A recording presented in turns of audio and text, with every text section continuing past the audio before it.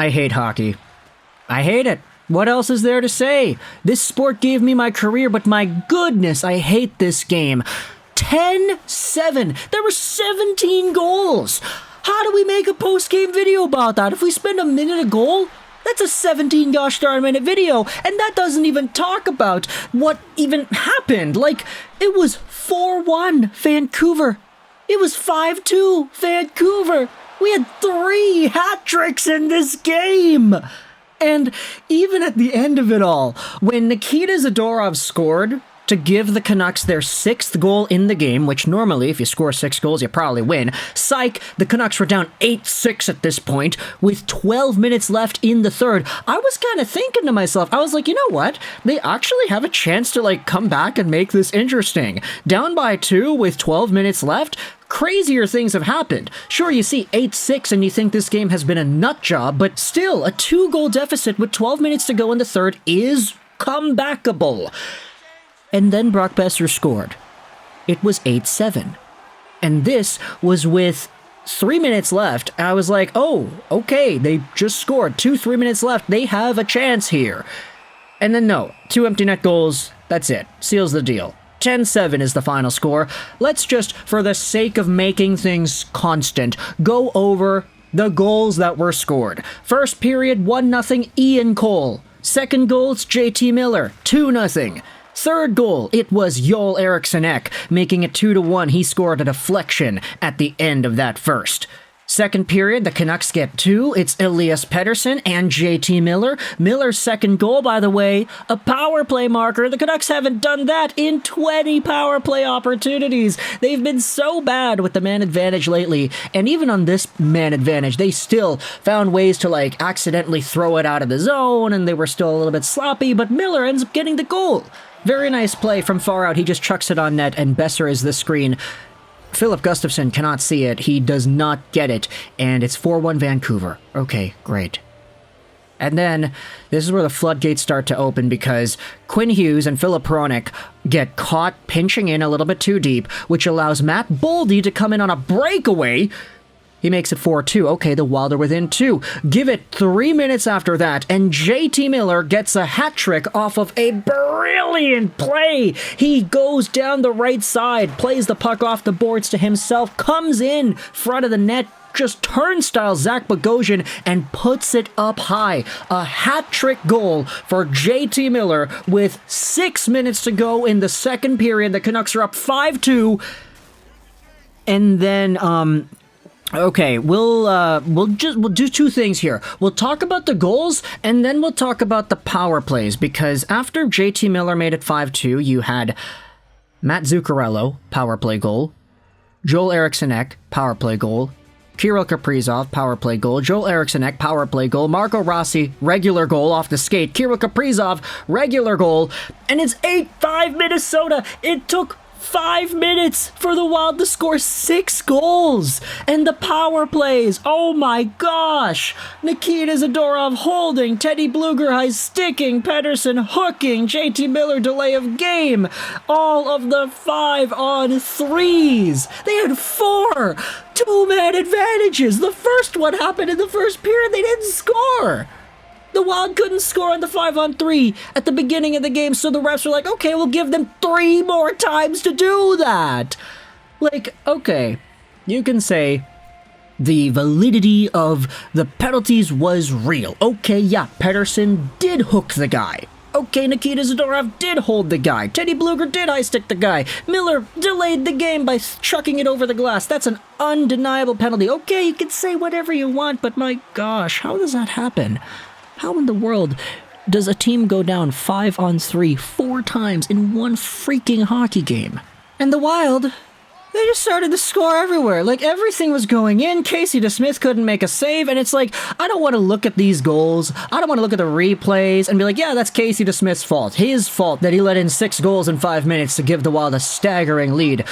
These plays, the Wild were just taking advantage. Canucks were tired. Canucks' morale is down the drain. The Minnesota Wild took a timeout at the end of the second period on their second 5-on-3 power play because they had the earlier one in the first. And They took the timeout, they made their plays up, and they scored all the goals they needed to, and maybe even more. Canucks were just a victim to circumstance. And hey, guess what? They're still first overall in the NHL, but I know nobody wants to think about that right now. Nobody cares that the Vancouver Canucks are first in the NHL and still first in the NHL in points percentage even after this loss. A loss is a loss, yes, but the way in which you lose like this, I mean, you had 3 hat tricks.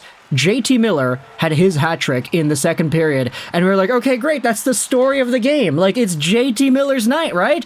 And then Eriksson responded with a hat trick in the third, and then Kirill Kaprizov got a hat trick as well, and like, let's just go over the numbers here. Not the goaltending stats, we'll look at that later, but the goals and assists. JT Miller got 3 goals and an assist, so 4 points. Pia Sutar had 3 points. Brock Boeser, a goal and an assist. Höglander and Lindholm each had an assist. Pettersson had a goal. And then, on defense, Quinn Hughes had 2 assists. Hronek, Juleson, and Myers had 1 assist. And then Ian Cole and Nikita Zadorov each scored goals. Crazy how that works. Now, for the Minnesota Wild, you had 6-point nights out of both Eriksson and Kaprizov. 3 goals, 3 assists each. Boldy and Zuccarello, a goal and 3 assists. Then you got a whole bunch of other guys with points. Lettieri, Rossi, Lucchini, and Hartman each had 1 point on the night. And then for defense, Merrill and Brodin each had a point. For goaltenders, though, Casey DeSmith had a .680 save percentage in this game. That's going to happen when you let in 8 goals on 25 shots. Meanwhile, for Filip Gustavsson, his save percentage was also pretty bad, .688 on the night. 5 goals against on 16 shots. Fleury had a bad save percentage too, .750. He let in 2 goals on 8 shots. Like, the fact that Nikita Zadorov and Boeser were even able to still score towards the end of that third period was a miracle. And it kind of changed the entire dynamic. I was like, okay, they could really actually do something here, but nah. That 6-minute flurry that 5-minute flurry, of the 6 goals, that kind of changed the entire game. That was the game. Everything was decided by that 5 minutes. And I always think about what Jannik Hansen said a few years ago on Sportsnet 650 when it comes to big blowout games like this. By the time a game is 4-1, 5-1, 6-1, there's like nothing left to learn. You're just getting points, you're just putting up the numbers, the game is over, nobody really is taking any lessons and using this as a point of reference in referring to what they could do better, what they could do worse. There's no lesson in a game that gets away from you like that. And this game was a 4-1 game at one point. But the Wild, they just came back. And once it becomes 8-5 or whatever, then you start feeling, yeah, no, it's not really a game worth thinking about anymore. When the team comes back from down 5-2 and they score 6 straight in the span of 5 minutes of game time, like, you cannot look at that and be like, oh yeah, what went wrong? Like, it's not like the team stopped deciding to play. It's not like the Minnesota Wild activated their Jugo Juice. They didn't go All Might Super Saiyan just at the snap of a finger. They didn't do that. They just played with the momentum that the hockey gods bestowed upon this game. And, yeah, I don't know what else there is to say. We could talk about, like, standout performances. We can talk about whatever. I'll say this, just because I'm feeling really dumb for being a Canucks fan after this game, I'll say that my fantasy team has been doing pretty well for this week. Yeah, JT Miller, thank you so much for that. Elias Pettersson, thank you for the goal. Quinn Hughes, thank you for the assist. They're finally getting back up there on the board. And I will say, one more player that I have on my fantasy team is Jonas Brodin. And I was thinking to myself, like, with 2 minutes to go in the game, I was like, oh, Miller, Hughes, and Petey have been doing well for me in fantasy. Let's see what my guy Jonas Brodin is getting up to. 8 goals for the Minnesota Wild, right? So he's probably got something going on. And he had 0 points, 0 shots. He only had 2 blocks in the game, which is good for me because blocks are worth as much as assists. But I was like, oh my gosh, look at that. My guy Jonas Brodin, he's doing nothing in this game.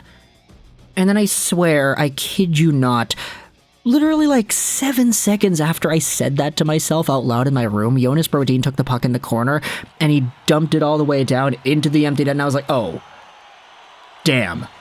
Okay, well, he just did that. Thanks, Brodin. Canucks' 2-goal deficit is back, but at least I'm getting some fantasy points. So thanks, Jonas. And then Kirill Kaprizov got the hat-trick goal at the end. Oh, boy. Life was a lot better like 3 hours ago when I was asleep. Just in my bed, chilling.